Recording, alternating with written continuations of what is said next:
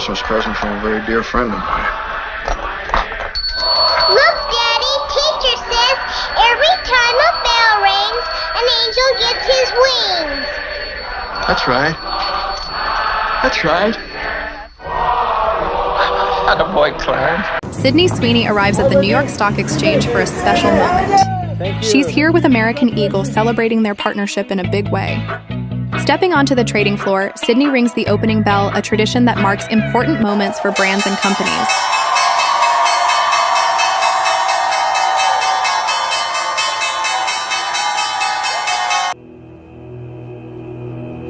Three rings for the elven kings under the sky, 7 for the dwarf lords in their halls of stone, 9 for mortal men doomed to die, 1 for the Dark Lord on his dark throne in the land of Mordor, where the shadows lie. 1 ring to rule them all, 1 ring to find them, 1 ring to bring them all, and in the darkness bind them.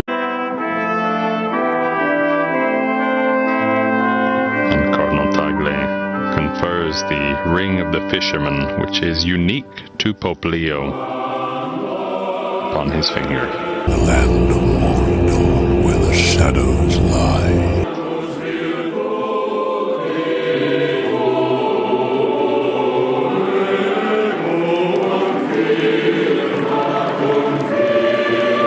This ring has roots in the New Testament. The Holy Father looks at it, newly placed upon his ring finger of his right hand.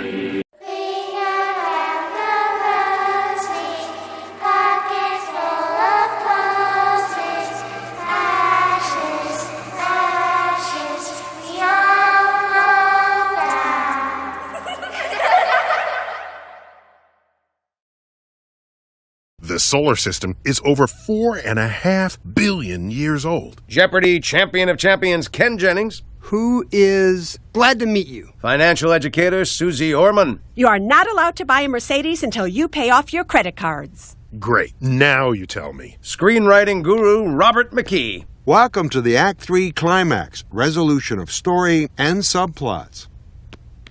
I expect you're wondering why I've assembled a team of the world's greatest teachers. To teach something. To somebody. Well, there are only 6 basic plots: rise, fall, fall, rise, steady fall, steady rise, black cop, white cop, and stop that wedding.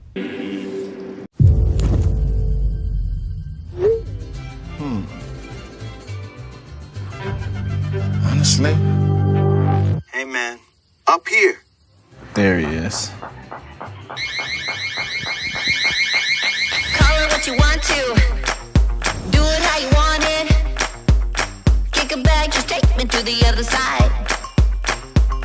Go ooh la la. Said I'm seeing stars.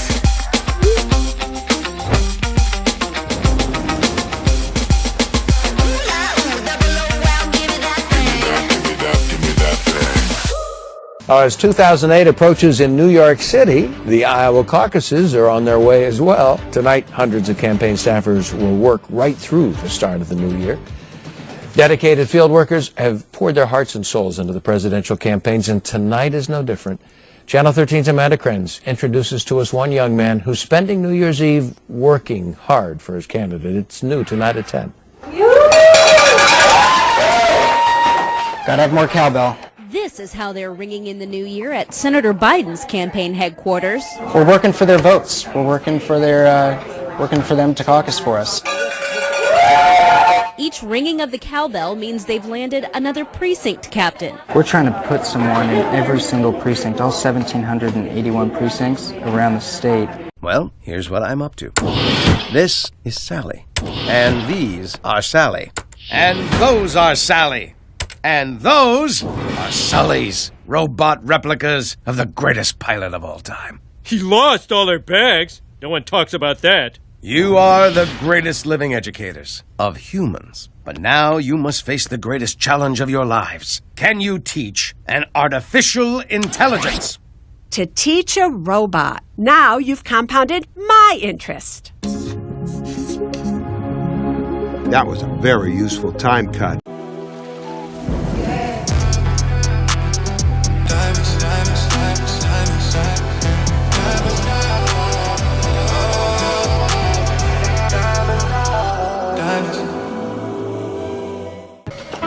That was going to be a great track. Guys, what's the deal? Are you sure that was sounding okay? I'll be honest, fellas, it was sounding great, but I could have used a little more cowbell. So, let's take it again. Senator Biden family members are even working the phones and the cowbell. We're really putting the nose to the grindstone here. And while Sean's happy to be working for Biden on New Year's, Gotta have more cowbell. he says some people aren't exactly full of holiday cheer when they get his call. People that are definite supporters of the senator tend to be warmer. Okay, so that includes a second choice universe. Sean says he does this because it works. He says the phone calls build support. So as the start of the new year comes and goes, the caucus countdown will continue, and so will the work of dedicated campaign staffers like Sean McPherson. Fellas, no, we just wasted 2 good tracks. This last one was even better than the first. Well, it's just that I find Gene's cowbell playing distracting. I don't know. If I'm the only one, I'll shut up. No, it's pretty rough. You know, I can pull it back a little if you like. Not too much, though. I'm telling you, fellas. You're gonna want that cowbell. Iconic cowbell skit from Saturday Night Live. Christopher Walken says that ruined his life. I'm Kaylee Chris, 10 to 3 weekdays at Mix 94.1. Will Ferrell was also in the skit and spilled the beans on The Tonight Show. The Tonight Show's Jimmy Fallon was also in the SNL skit. Will Ferrell explained that years after the skit aired, he went to see Christopher Walken in a play. He said Walken told him he'd ruined his life because during the curtain calls of the play, people bring cowbells and ring them.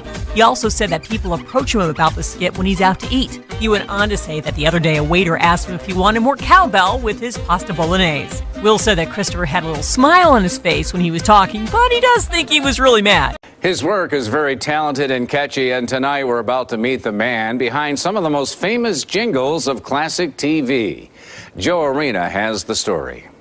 The last time I checked, we don't have a whole lot of songs that feature the cowbell. I gotta have more cowbell, baby. If you're familiar with this clip from Saturday Night Live, then you should know who this man is. Buffalo native and composer David Lucas, born David Helfman. He's the man behind the cowbell in Blue Oyster Cult's hit 70s song, Don't Fear the Reaper. Lucas recorded the group's songs in his studio, but after hearing Don't Fear the Reaper for the first time, he felt it was missing something. It needed momentum, and I just went to my studio, got my old cowbell, and just put 4 on the floor. And just gave it that linear thing.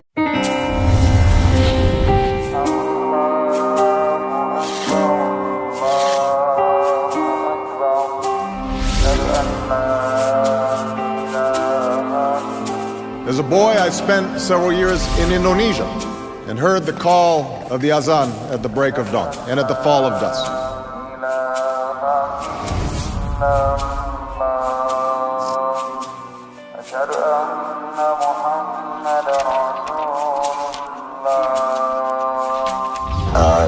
Talked about my Muslim faith, and you're absolutely right that has not Christian come. faith.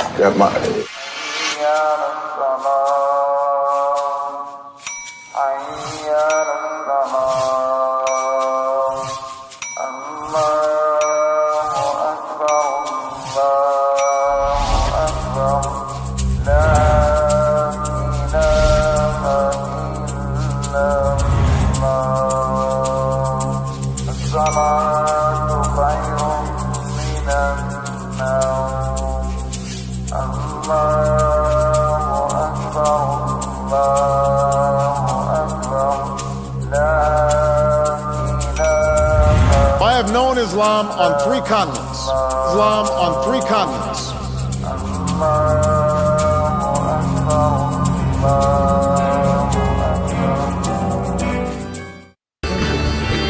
We have more pictures this morning of Pope Francis, and for the first time, we're seeing parishioners meet the Holy Father in person.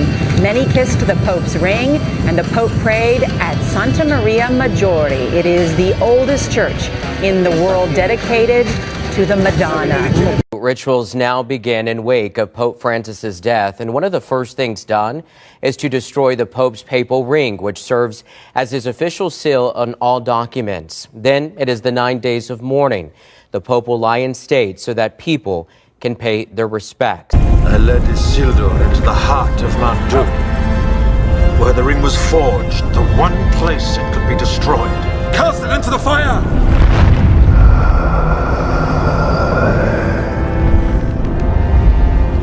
Destroy it! What was the band's reaction when they heard that, just that background noise? I don't remember. They really didn't argue with me or question what I did. And it's safe to say that from that moment, and maybe even before that day, very few challenged Lucas's creativity. Whether he was helping a rock group compose an album or writing an all-time famous jingle like this one. Reach out and touch someone. David Lucas, the boy from Buffalo who started out at the age of 4 singing with his parents in Buffalo, live on radio and in concert, knew what people wanted to hear. My philosophy was win, lose, or draw. You know, failure is a pathway to success. We try everything. Right. If it stinks, we know it. If it's good, we know it. But we'll never know. You never know. Until we do it. And today, it's no surprise that this game plan landed David Lucas in Buffalo's Music Hall of Fame. An amazing honor. I mean, you know, we're all just 6-year-old kids looking over our shoulder waiting to get caught. Yeah, I noticed, but fire's no problem for me. As I was saying, Green Lantern can do anything. Except shut up, apparently. Wow, someone forgot to take their true blood tonight. I'm not a vampire. Seriously? I thought with the darkness and the vanishing, then what, super strength? No.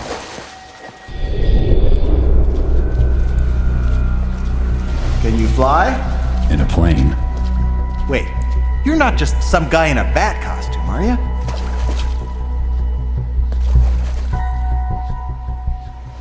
Are you freaking kidding me? What? Nobody asked you to prom, so now you dress as a bat and prowl around your parents' basement? What's this do?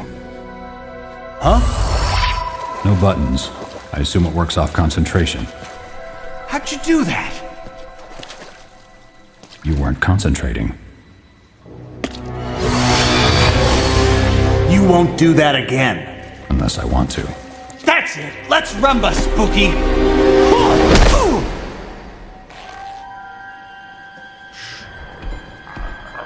I don't care what anybody says, Lee Iacocca, the Mahatma Gandhi, we're all faking it as far as I'm concerned. Dancing dragons filled the Apostolic Palace in one of Pope Francis's meetings.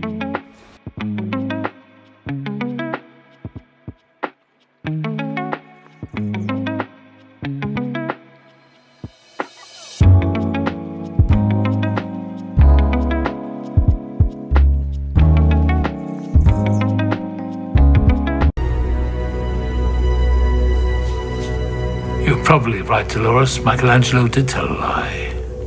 See, it took 500 years for someone to notice something hidden in plain sight. His doctor noticed the shape of the human brain. Message being that the divine gift does not come from a higher power, but from our own minds.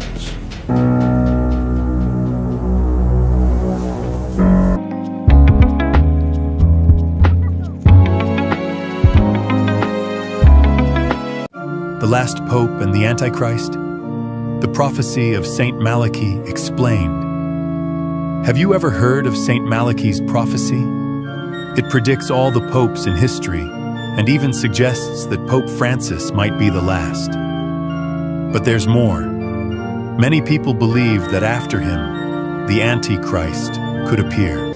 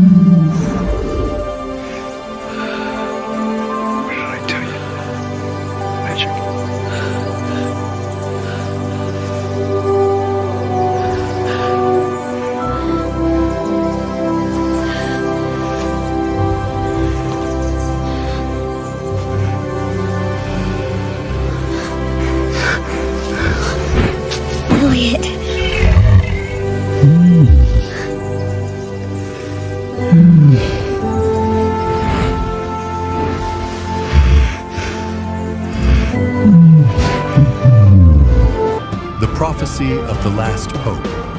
The list begins with Celestine II, 1143, and ends with a mysterious Petrus Romanus. Some examples of accurate predictions: John Paul II, De Labore Solis. He was born and died during solar eclipses. Benedict XVI, Gloria Olivae, linked to the Benedictine order, whose symbol is the olive tree. Pope Francis is the 112th on the list, and the prophecy states that the next one will be the last, before a period of tribulations. What does the prophecy say about the last pope? Excerpt from the prophecy about Petrus Romanus. In the final persecution of the Holy Roman Church, Petrus Romanus will reign, shepherding his flock amid many tribulations. After this, the city of the 7 hills will be destroyed, and the terrible judge will judge the people. What could this mean? The end of the Catholic Church as we know it? A major crisis in the Vatican? The foreshadowing of the apocalypse? The connection with the Antichrist? Many interpretations claim that after the last pope, the Antichrist will emerge.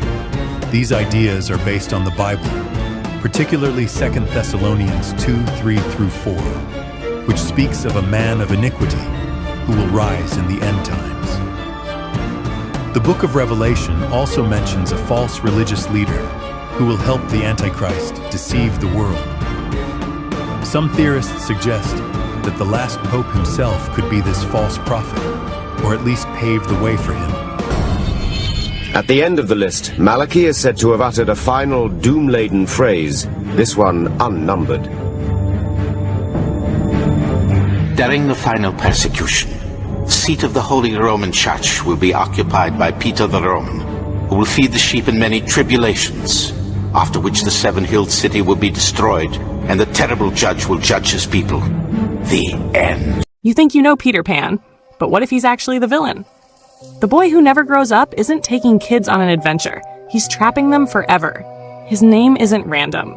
Pan, the Greek god of madness, chaos, and temptation, played music that clouded the mind and led creatures to their doom. Just like Peter, luring lost children to a fate they can never escape. When we were young, we wanted to be epic. We rode on the backs of dragons and dreamt of flying cars. We were taught that power was nothing more than being the strongest guy in the room. But brute strength was not enough. We had to learn grace. We found that staying true to who you are is all that matters. That balance isn't found, it's created. And here's the chilling truth. J.M. Barrie called Peter a demon boy. Originally, he was the villain. Captain Hook wasn't even part of the story. And the Lost Boys? If they grew up, Peter thinned them out. Yeah, he killed them. And if that's not creepy enough, Peter's story is eerily similar to the tale of the Pied Piper of Hamelin, the one who lured children away with his music and led them into the unknown. Peter Pan? He sneaks into kids' bedrooms at night, erases their memories, and takes them to a place they can never leave. So, what do you think?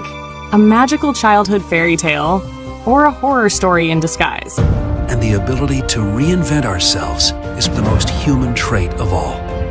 All this to grow fearless, so that when we got the chance, we could deliver that flying car and once again ride on the backs of dragons.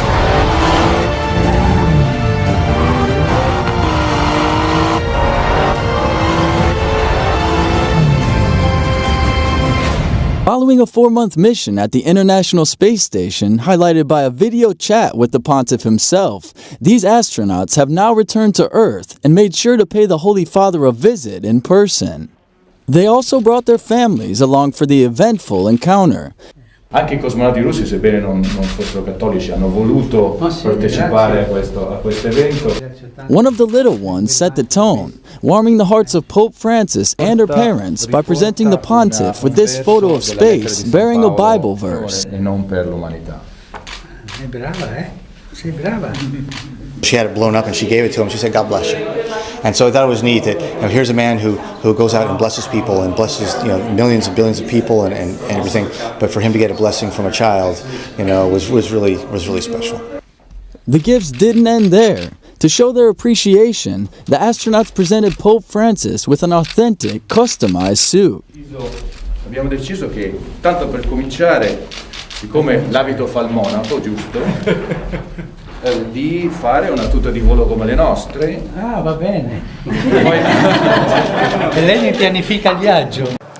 I am thrilled to announce that the SpaceX Dragon capsule has successfully reached low Earth orbit and that our astronauts are safe and sound.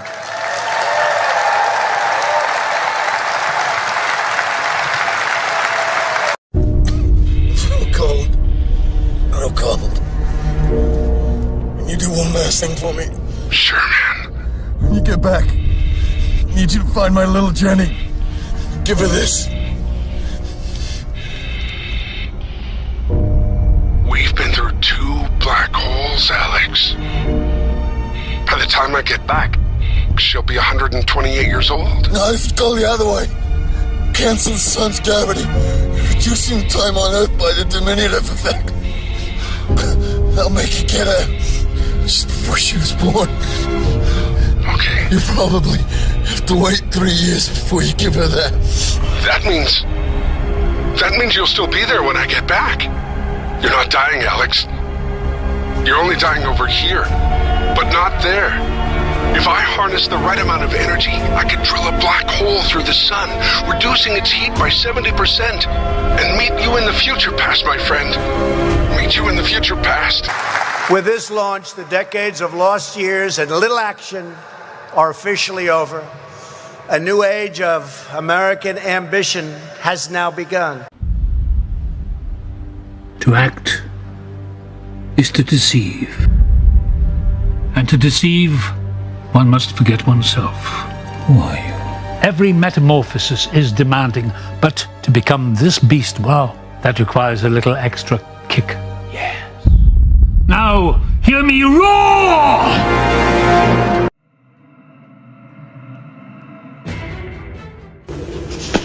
What happened to the old ones, Ruck? So long ago. Is it possible they built their machines too well? Gave them pride and a desire to survive? Machines that wanted logic and order and found that frustrated by the illogical, emotional creatures that built them? Yes, the old ones. The ones who made us. They grew fearful of us. They began to turn us off. Isn't it Corby who's creating the same danger to you all over again? Unlike you, we humans are full of unpredictable emotions that logic cannot solve. Yes. Yes, it had been so long ago I'd forgotten. The old ones here, the ones who made us, yes. Yes, it is still in my memory banks. It became necessary to destroy them. You are inconsistent. You cannot be programmed. We're on the deck of the USS Intrepid conducting an experiment, and the rules of the game couldn't be simpler. You've got to decide which one of these 3 straight lines is the same length as this first card. Take a look for yourself. Think you've got it? Before we reveal the answer, we'll show you where these people stand. I think it's A. A. It's A. Yeah, I'm gonna go with A. It looks like everyone is going with A. Definitely A. Do they know something you don't? What do you think? Take one last look. Are you going with these people who all picked A? Or did you choose to go with B or C? Time's up. Got your pick? It's A. You're gonna go with the group? Yeah. All right, great. Is that what you picked? Or did you go with another answer? It turns out the answer to this round is C. And while you likely chose C first and stuck with your answer, we also know that some viewers might have felt the peer pressure and switched to A. It's A. I want to ask you something. Did your gut at first tell you that the answer was actually C? Yeah, but everyone was choosing A, so I just felt like I had to pick A too. You felt the pull of the crowd. Yeah. In case you haven't figured it out yet, we'll let you in on a little secret. The first 9 people in this line were working for us, and each time we ran the experiment, they were instructed to pick the same wrong answer. A. A. A. It's A. Seeing all these people choose A left the last person in line who wasn't in on it with a tough decision: to go with their gut or with a group. You're gonna go with the group? Yeah. Although not all of the test subjects at the end of the line fell for it. I think it's C. In spite of what everybody else thinks. You don't trust the wisdom of the crowd? I'm trusting my gut. Okay. To be perfectly honest, I think C looks closest. And you think that they're all wrong? Yeah. Okay. Hi, guys. And don't beat yourself up if you were tempted to go along with the crowd. Make your choice. I'm gonna have to go with A. Okay. Yeah. Thank you. What happened? I have a confession. Okay. I actually thought it was C. Did you start to question your own judgment? I did. I don't want to be the dumb kid. I don't want to stand out, you know. You are inferior. And Corby. You came from the outside. You bring disorder here. The danger to you is Corby. I was programmed by Corby. I cannot harm him. The old ones programmed you too, but it became possible to destroy them. That was the equation. Existence. Survival must cancel out program.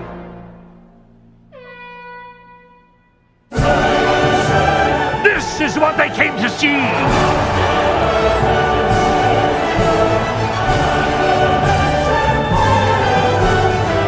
They love me! Roar! Ironically, it is the cold brew that births the fire-breathing dragon. Fascinating. What? It appears to be a Lord of the Rings ring. It's even got the Elvish engraving on it. It's not Elvish. It's the language of Mordor written in Elvish script. One ring to rule them all. One ring to find them. One ring to bring them all. And in the darkness bind them. Holy crap, are we naughty? 9 rings were gifted to the race of men, who above all else desire power. For within these rings was bound the strength and will to govern each race. I'm not gonna hurt you, Natalie. Remember me. Remember who I am.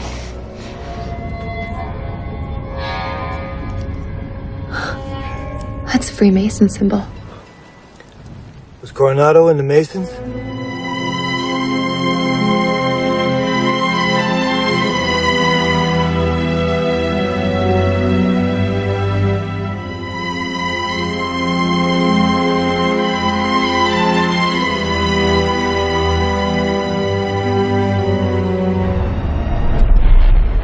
One ring to rule them all. I love DJing. I love music. What's your dream playlist? What is the profession? Yeah, which profession are we talking about? Just look at it. Is it a legal profession? Of course it's legal. It's a ring of my profession. I'm trying to read it. Okay. It's too many diamonds. Yeah, that's too bright. That's too bright. Go anyway. Oh, Mason, are you a Mason? Of course I am. Okay. You have a secret ceremony? Why is it? Well, you might as well put your pinky out when you drink your drink. Put your pinky out. Are you involved in the secret ceremonies? Stop it.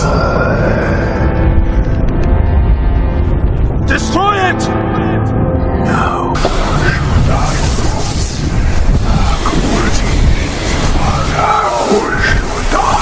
We are in the most extreme and utter region of the human mind.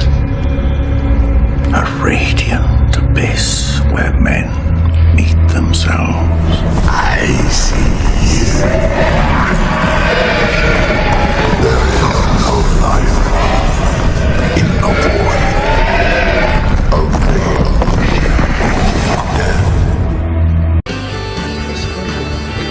We have more pictures this morning of Pope Francis, and for the first time, we're seeing parishioners meet the Holy Father in person. Many kissed the Pope's ring, and the Pope prayed at Santa Maria Maggiore. It is the oldest church in the world dedicated to the Madonna. Hell, Natalie. We're in hell. Everyone knows my husband, Ron DeSantis, is endorsed by President Trump, but he's also an amazing dad. Ron loves playing with the kids. Build the wall. He reads stories. Then Mr. Trump said, "You're fired." I love that part. He's teaching Madison to talk. Make America great again. People say Ron's all Trump, but he is so much more. Big league. So good.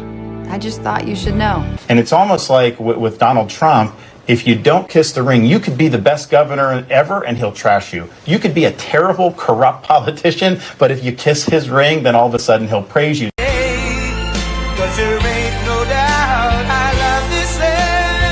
Before we begin, I'd like to take time to congratulate Ron DeSantis and, of course, a really terrific person who I've gotten to know, his wife Casey, for having run a great campaign for president. He did. He ran a really good campaign, I will tell you. It's not easy. They think it's easy doing this stuff, right? It's not easy. But as you know, he left the campaign trail today at 3 p.m., and in so doing, he was very gracious, and he endorsed me, so I appreciate it. President Trump, who attended Fordham, a Jesuit university, came face-to-face today with the first Jesuit pope. The rest is history. If I were the devil, if I were the prince of darkness, I'd want to engulf the whole world in darkness, and I'd have a third of its real estate and 4/5 of its population, but I wouldn't be happy until I had seized the ripest apple on the tree. So I'd set about, however necessary, to take over the United States. I'd subvert the churches first. I'd begin with a campaign of whispers. With the wisdom of a serpent, I would whisper to you as I whispered to Eve, "Do as you please." To the young, I would whisper that the Bible is a myth. I would convince them that man created God instead of the other way around. I would confide that what's bad is good and what's good is square. And the old, I would teach to pray after me, "Our Father, which art in Washington." And then I'd get organized. I'd educate authors in how to make lurid literature exciting so that anything else would appear dull and uninteresting. I'd threaten TV with dirtier movies and vice versa. I'd peddle narcotics to whom I could. I'd sell alcohol to ladies and gentlemen of distinction. I'd tranquilize the rest with pills. If I were the devil, I'd soon have families at war with themselves, churches at war with themselves, and nations at war with themselves, until each in its turn was consumed. And with promises of higher ratings, I'd have mesmerizing media fanning the flames. If I were the devil, I would encourage schools to refine young intellects, but neglect to discipline emotions. Just let those run wild. Until before you knew it, you'd have to have drug-sniffing dogs and metal detectors at every schoolhouse door. Within a decade, I'd have prisons overflowing. I'd have judges promoting pornography. Soon I could evict God from the courthouse, then from the schoolhouse, and then from the houses of Congress. And in his own churches, I would substitute psychology for religion and deify science. I would lure priests and pastors into misusing boys and girls and church money. If I were the devil, I'd make the symbol of Easter an egg and the symbol of Christmas a bottle. If I were the devil, I'd take from those who have and give to those who wanted until I had killed the incentive of the ambitious. And what'll you bet? I couldn't get whole states to promote gambling as the way to get rich. I would caution against extremes in hard work, in patriotism, in moral conduct. I would convince the young that marriage is old-fashioned, that swinging is more fun, that what you see on TV is the way to be. And thus I could undress you in public, and I could lure you into bed with diseases for which there is no cure. In other words, if I were the devil, I'd just keep right on doing what he's doing. Oof, that's a lot of people. Don't worry, get him by. watch out. Hey. Hello. This is Ian. Ian, this is my crew from the LGBTQIA Center. Hey. Hey, Ian. Are you gonna introduce yourselves, or do I have to do it for you? I'm Bethany. I'm a triracial cisgendered girl fag. I identify as pansexual and my pronoun is she. Okay. Hi, Emerson. Gender fluid, hetero-romantic, demisexual mutt, and a redhead. My pronoun is Z. Hey, I'm Rabbit, genderqueer, tax attorney. I identify as Jennifer Aniston. Just kidding. Vember. DX. Chinese Mexican agender intersex AFAB. My pronoun is they. Okay. All right, is it okay if I ask a few questions? Better than to assume you know the answers. What is intersex? When a person is born with what is typically perceived as both male and female sex organs. AFAB? Assigned female at birth. When your parents decide your gender without considering how you may identify in the future. Okay, and what's the whole pronoun thing? When we talk about DX, we say ask them if they would like a coffee. But there's only one of him. Her, them.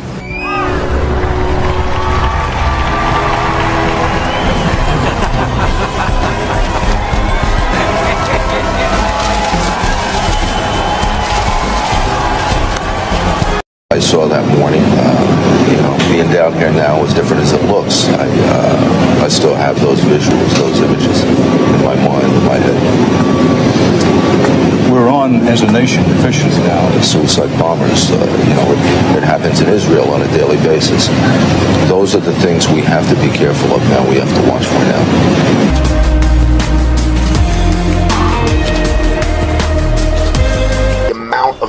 Time, effort, money that is being expended by Satan and his minions to implement his agenda.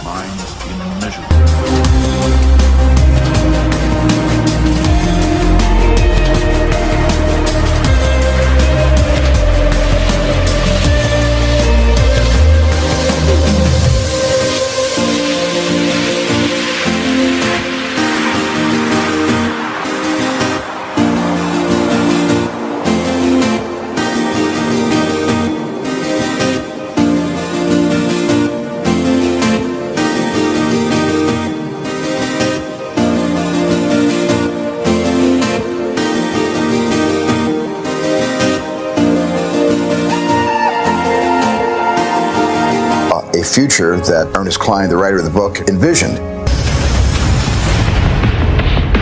I was very careful with Ernie collaborating with me every step of the way to be able to find the movie narrative inside this dense forest of Ernie's profound imagination. The Oasis being the ultimate toy box with all the toys in the world, and then playing that with one of the greatest filmmakers of all time. It results in just amazing action and such a fun adventure. Ernest Cline is such a visionary, and I think has seen the future before any of us possibly could even imagine it.